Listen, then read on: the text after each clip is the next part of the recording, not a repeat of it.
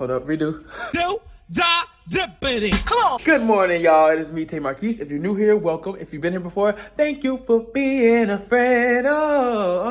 So I'm gonna do a day in the life today. Normally when I vlog in each city that we go to with Migos on tour, I do a whole complete vlog. So I like vlog over the whole time that we're there and then I edit it. But today we're gonna do a day in the life. So welcome to a day in the life in Houston, Texas. We have rehearsal and it's open-ended, which is sometimes scary because we have a show later on today, but we have to clean. We've had a bunch of new people join. We always have new people join because that's just the nature of the show. People leave, people come and go. So we're gonna be cleaning starting at 12. Right now it's like 10:30, so I'm getting ready. I already ate breakfast.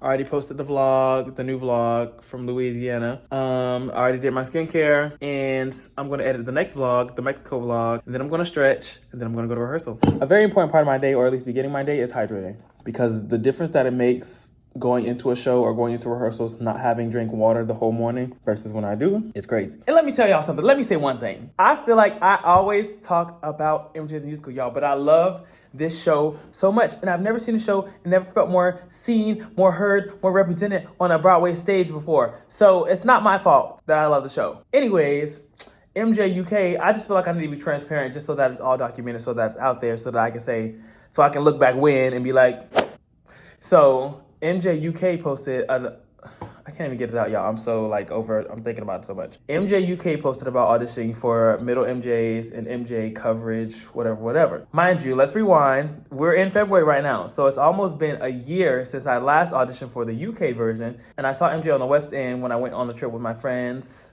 And before that, I hadn't seen MJ for like a year, at least on Broadway. So then my love for it was like reignited again because I kind of took a break from it just because I was spending so much money on it, spending so much time auditioning for it, and to no end. And nothing was happening, you know, I wasn't getting past like one round of callbacks, etc. So after seeing it in London, I was like, oh my God, wait, the love never left. I just had to block it out a little bit. So I was Googling, I went home. Once I got on my flight to New York, I was Googling like who was their casting because they don't have the same casting in the UK as they do on Broadway, which makes sense because we're in two different countries. And I found out who was casting, so I sent a few videos, you know, because obviously I had submitted for Broadway, I had auditioned for Broadway, so I had the materials, I had everything on tape. They responded quick, and they were like, hey, can you put some more on tape, And then I did, and then they emailed me again, and this is what I love about the UK casting. They're very transparent, they're very open, they're very communicative and quick with it. So after I submitted like 12 tapes, songs, scenes, dances, whatever, they were like, can you come in for a callback on Thursday? Mind you, I left for New York like that Tuesday. And I was like, no, I just landed in New York. And they're like, it's fine. Do you have a work visa?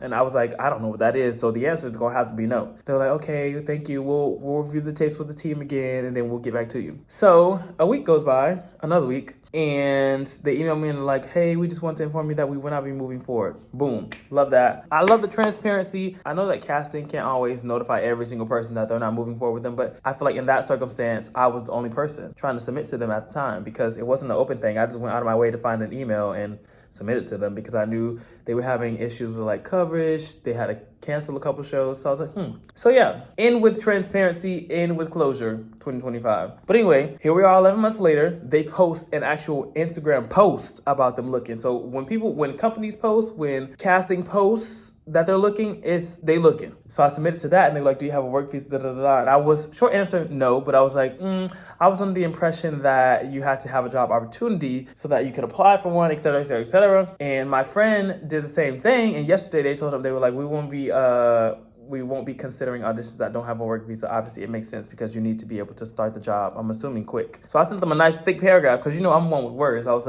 under the impression that you needed the job offer, but I'm willing to make whatever happen. I'm willing to do whatever needs to be done. And I asked that you at least watch the videos just in case you change your mind, if you want to further consider it, So then they emailed me back this morning. Mind you, I thought they was done talking to me yesterday because they emailed my friend back really quick after he said his. So today I'm going to read verbatim what they said. And this is a cool thing to wake up to because it always, my hope never stops. I have faith always in myself. They were like, thanks for this. We will review your tapes. And if we want to take anything further, we'll be in touch. Now, I'm not going to get my hopes up from that. I'm just glad they going to watch the freaking tapes because that's a lot of work that's just sitting on a Google Drive. Somebody got to see and somebody got to make it shake. I done seen this show. And ego aside, I'm done being humble. I know I can do it. The singing, the dancing, the acting, like it's all there. Like, so I think God is making me wait because it's my biggest dream. Like if I get my biggest dream now, then I won't know what's next. So what's interesting is that the girl who played Christine, the black girl, I think her name is Emily, in Phantom of the Opera, was talking about how you get one of these huge roles or in these big shows to start or like super early on, and then everything you do after that, it feels like it doesn't amount to it.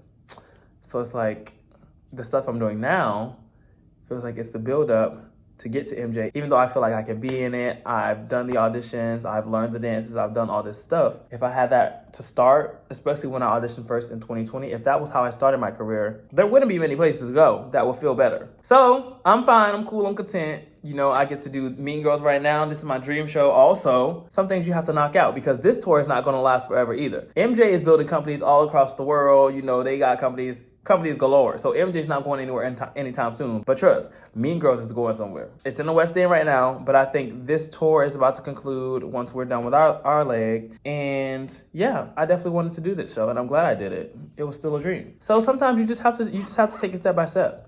And I'm content with that. My thing is, I feel like this is like a theater thing. We always feel like we need to be prepared for what our next move is because nothing lasts forever, especially theater. And being that this doesn't last forever, I've started like researching and Googling and going on Playbill and Actors Access. If you don't know what any of those things are, watch my video, How to Become a Professional Actor or How to Be on Broadway, I think. One of those videos, it'll tell you what those websites do. But anyways, I've been looking for auditions for like the summer, anything, looking for work past this contract. And I have an agent, it's fine. I have an agency and that's part of their job too, but it's like they won't see everything. I won't see everything. So I'm not gonna just sit back and relax and wait for stuff to come to me because that's never how I got where I am right now. No, is it? Yeah, agency or not, I'm gonna do my thing. And in theater, it's important to use the connections that you do have. Like there's connections that sometimes I forget I have, but that my agency doesn't necessarily know about at specific theaters, whether it's regional or summer stock, that I can just message, I could text, I could email and be like, hey, I see you doing this show. I would love to be considered for it, boom, boom, boom, boom. Sometimes you don't have to go through an agent for that. One of my favorite jobs that I got was Legally Blonde in 2023 at Kansas City Starlight. And that was because of one of my dance teachers in college. Her friend was directing the show and they needed somebody for the show. I submitted two quick videos, probably like a minute or less. Boom. That's all.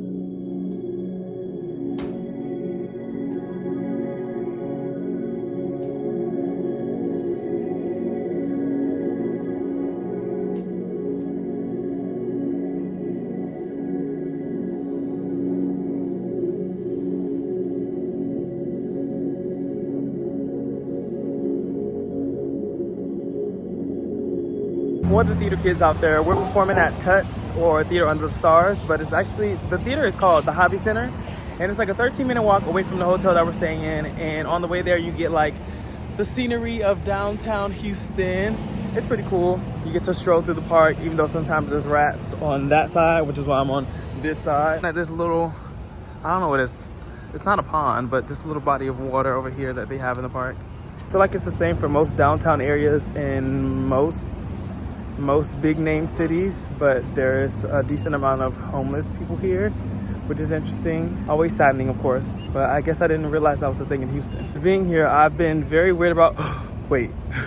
Y'all, I know a lot of people hate them, but I love Cybertrucks. And every time I see one, it kind of makes my day. It's not because of Elon. We don't like Elon, but I like the Cybertrucks. The extraterrestrialness of it all. But anyway, when it comes to timing, because we're so close to the theater, I feel like I overestimate how much time I have.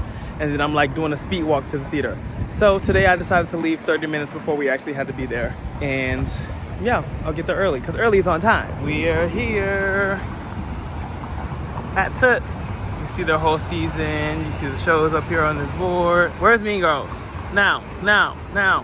This is the little path that we take to go to the stage door. There's Maya, Kate Smith, and Mary Rose. And all the other shows. Oh, look at the whiz! And then we have our Mean Girls backdrop right here. To get into the theater, we need our handy dandy Mean Girls badge.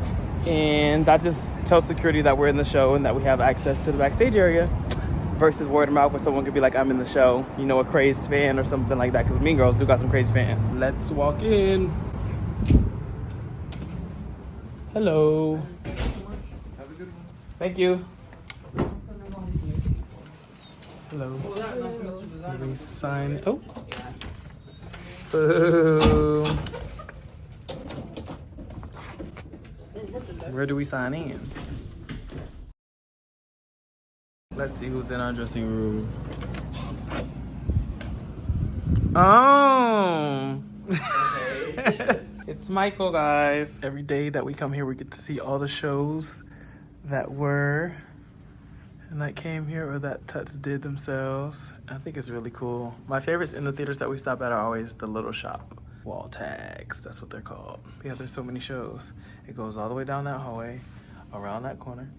But this is where the light is right now, so. All right, everybody's trickling in. It's about to go down. What's the name of that movie? Beluga, the series. Perfect. The Pitch Perfect. Why isn't your pitch perfect? What? My pitch is always perfect. Let me hear. No. No, not the cameras.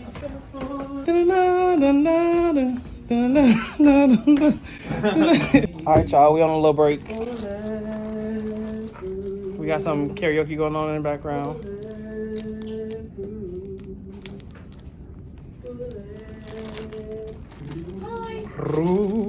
Ah, where do you belong?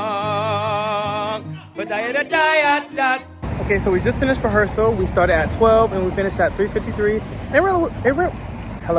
And it went really well. I think with the show, because we've had so many different iterations and so many different people join and sort of kind of different teachers, but the same teachers, a lot of things feel different on a lot of different bodies. So it's been a cleaning process with that. I think the main goal of today was to make sure we had a more cohesive show and that everybody was doing and interpreting the choreography and the blocking and everything the same and having the same message and goal for the show. I think it was successful. Now it's time to go home and eat. Look who's coming to join.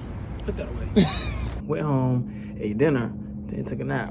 And now we are here for the first show, but it feels like we already did a show today. I just took my iron every day at 6:15, talked to my grandma, and yeah, it's Tuesday, a Tuesday night at Mean Girls. Some of us have to be here an hour before because we have to do fight and lift. Fight and lift is like a safety call for the fight stuff and the catches and all that we do in the show.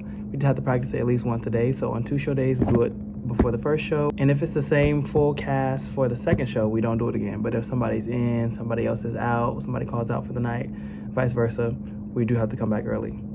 So our days usually consist of us coming back early because there's a lot of motion in this show. But it's always fun. So what the rest of the theater looks like.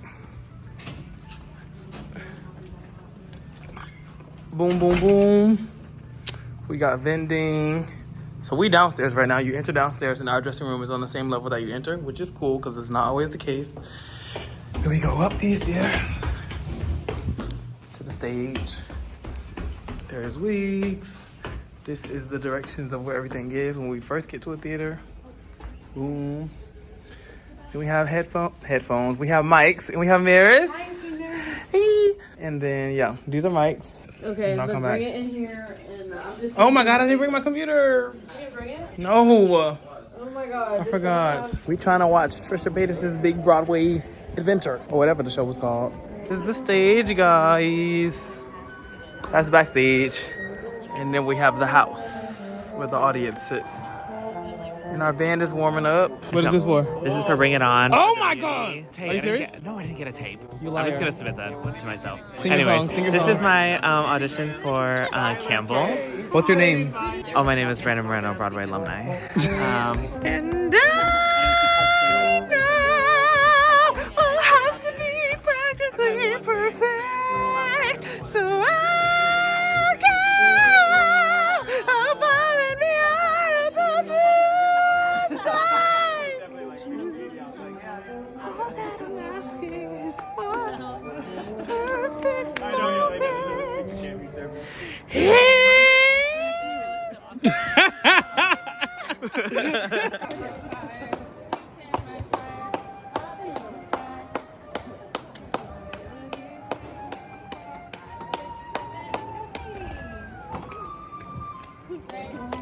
Alright. I want to make sure I have it in the wheelchair. So. Here's Karen. Armani is ennui from Inside Out 2. Hey y'all, Julia won the trophy. She guessed the correct amount of Grammys. The Grammy wins. I think about 6 out of 7, right? Yeah. Hey! I just missed the rap one, which fair enough. How dare you! Which is better, y'all? Vote in the comments. California or Texas? No, because California is no. I'm not. Because Texas is a crazy state, you know, because it's a rare state. But which state is more iconic? Like, which one is more like oh, that's Texas, or it's like, oh, that's California, you know? Comment below. Because California is just like LA, you know? That's it. But One- Texas is Texas. No, we got San Francisco. No. Texas is We a have whole- San Diego. Texas is like a whole culture, like a whole nother country. One reason why California's better. Quick, go. Hollywood. Texas. Beyonce. I heard you say it. Gee, put the camera down. Make me. Put the camera. Make me on in February. Oh, see, it's on I camera. would have done it any No. other month. You chose February 4th. We just finished the show. I made some spinach, some rice, and some shrimp for dinner. You can hear the fan in the background because it gets smoky in this little hotel room. But y'all, I'll be hungry after the show, and I'll be trying so hard not to just order some food or to buy some food from a restaurant. So I cook. But everything I cook take like 15 minutes max.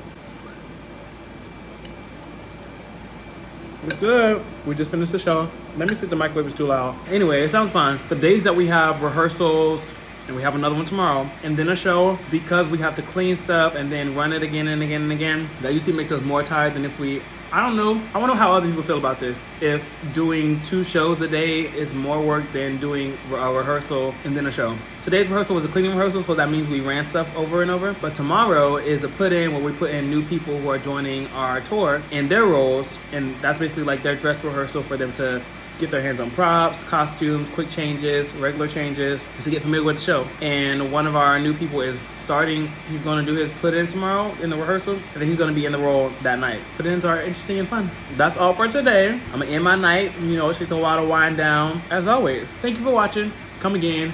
Bye.